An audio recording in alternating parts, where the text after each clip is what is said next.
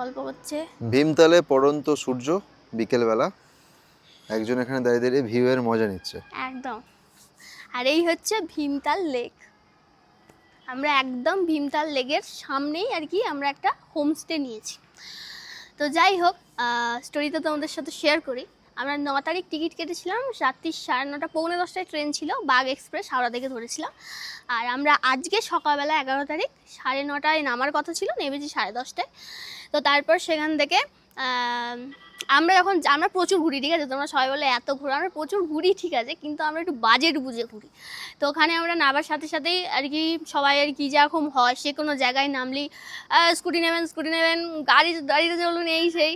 তো আমরা ওইগুলোতে যাই না। স্কুটি আমি তোমাদেরকে এটাও বলে দিই, রেন্টটাও বলে দিই, স্কুটি ওখান থেকে নিলে 400 টাকা পার ডে আর কি ভাড়া নেয়। ওখানে যে শেয়ারিং কারগুলো রয়েছে সেটাতেও 150 টাকা 200 টাকা করে নেয়, কিন্তু যখন ভর্তি হয় তখনই ওরা চায়। কিন্তু আমরা বাস সিলেক্ট করেছিলাম। আগে স্টপেজে নামলে যেখান থেকে আর কি বাসটা ছাড়ে হালদুয়ানি, মানে আমরা নেমেছি কাঠগড়ামে।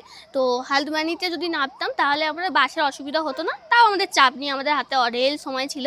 এই রোডেতে কিন্তু ভর্তি বাসের লোক তোলে না, কিন্তু কোইন্সিডেন্টলি আমাদেরকে তুলেছিল। আমরা ভাবছি বিশাল ব্যাপার, আমি তো সিট পেয়ে গেছি লেডিস বলে।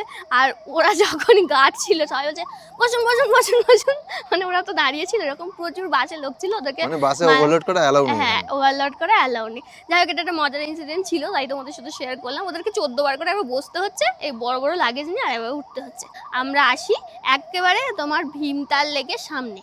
তো আসার সাথে সাথে এত সুন্দর, মানে একটা মিষ্টি রোদ, একটা সুন্দর লেক ভিউ, সামনে বসার জায়গা, যেখানে আমরা অনেকটা সময় কাটিয়েছি, ভীষণ ভালো লাগছিল। তাই জন্য ফট করেই আমরা হোটেলে আসিনি। হোটেল থেকে বারবার ফোন করছিল যে কখন আসবেন। আমি যাচ্ছি। তো ওখানে আমরা বেশ কিছুক্ষণ সময় কাটাই, ছবি তুলি, তারপরে আস্তে আস্তে হাঁটা ধরি, কারণ আমাদের ওই যেখানে নামিয়েছে সেখান থেকে আমাদের রিসর্টটা আর কি ছিল 1.5 থেকে 2 কিলোমিটার। আমরা গাড়ি করতেই পারতাম, কিন্তু আমরা ভাবলাম যে এই ভিউয়ের মজাটা নিতে আর কি যাওয়া যাক। ভালোই লাগছিল, আমরা হেঁটেই এসেছি পুরোটা। আস্তে আস্তে একটা মার্কেট পড়ে, সেই মার্কেটে আমরা একটুখানি মোমো খাই, আর ওর ফেভারিট হচ্ছে একটু ম্যাগি, তো সেটাও ট্রাই করি। আজকে আশপাশটাই আর কি এরকম দেখলাম। কাল থেকে আমাদের পাশাপাশি কী রয়েছে না রয়েছে, কী কভার করব সবটা আর কি কালকে ঘুরে দেখবো। বোটিং সব কালকে করব, আজকে একটু রেস্ট নিই, আশপাশটা দেখি। আর একটা কথা তোমাকে না বললেই নয়, আমরা ভীমতালটা কেন সিলেক্ট করলাম, আমরা যখন কোথাও যাই তার আগে একটু রিসার্চ করে নিই জায়গাটা কোথায় কী না কি।